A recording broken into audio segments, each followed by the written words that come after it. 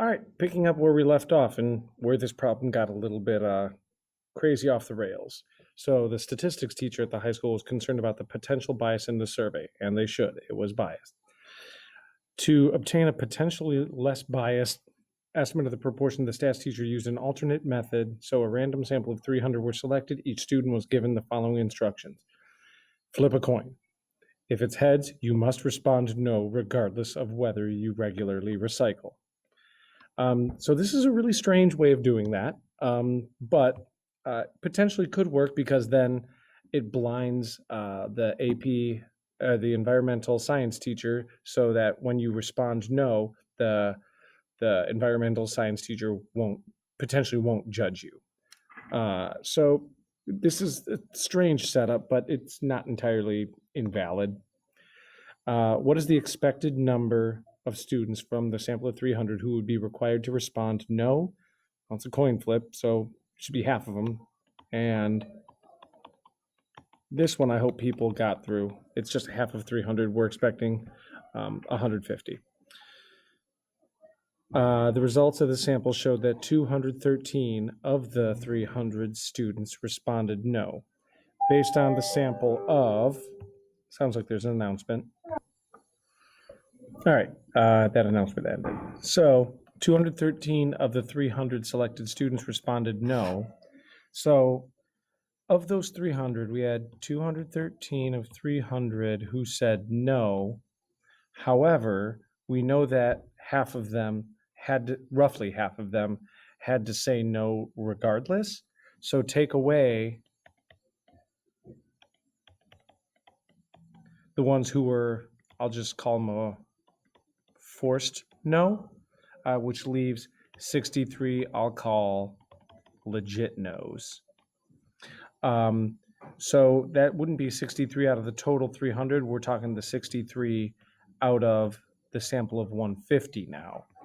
And that would be 42% legit no's, but it's asking for the proportion who responded yes, which would be 1 minus that 42%, or 58%.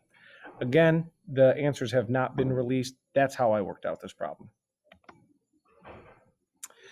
Number 3, go ahead, familiarize yourself with it. Again, I think my first inclination to set up these probabilities was a Venn diagram, but when the Venn diagram doesn't seem to be working very well, I went to a tree diagram.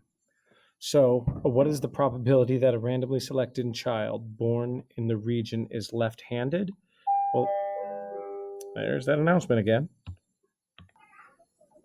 All right, so 3.5% in a certain region are multiple births, or that means twins or triplets. So multiple births is 3.5%, which then means the other side of that would be 96.5. And we'll call those single births. From that, 2 more, and what is that? 22% are left-handed when they're from multiple births. So lefty is 22%, or righty, or not lefty because you could be ambidextrous, but I'll just say righty to make this a little bit easier. And that'd be 78. Lefty here, righty here, and this time, go back in the problem, I believe it's at 11.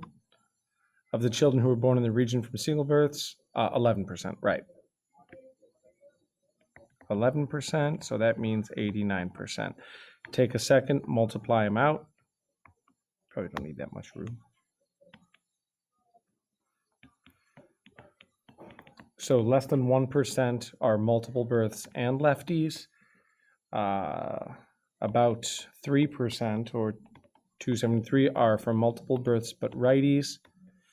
About 10% or 11% are from single births and lefties, and Single birth varieties 96.5 times 0.89 be about 85, 88, so about 86%. The first part actually asks, what is the probability that a randomly selected child born is left-handed? I would guess that's, well, that one's left-handed, and this person was left-handed. This person, that probability. And, oh, my program crashed. I'm going to, so put those two together for A.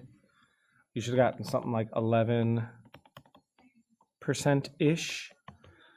B was the probability that a randomly selected child born in the region is a child from a multiple birth.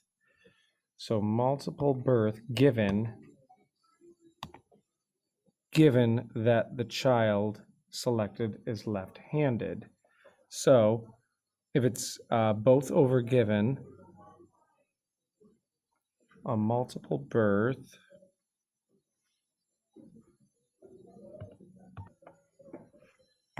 so thinking both over what was given being left-handed, well, this is left-handed, but so is this, which is what we found on the previous one. So we should have had 0077 over 11315, and the probability should be right about 7%. And then C, a random sample of 20 children born in the region will be selected. What is the probability that the sample will have at least 3 children who are left-handed? Recognizing this one as binomial distribution is pretty important because it allows for multiple successes. So if you just went into the calculator and did a binomial CDF from 3 successes to all 20 successes, sample size 20, with the probability of success 11315 of being lefty, that is. There's 3.5% with sample size 20, should have been somewhere around right about 40%.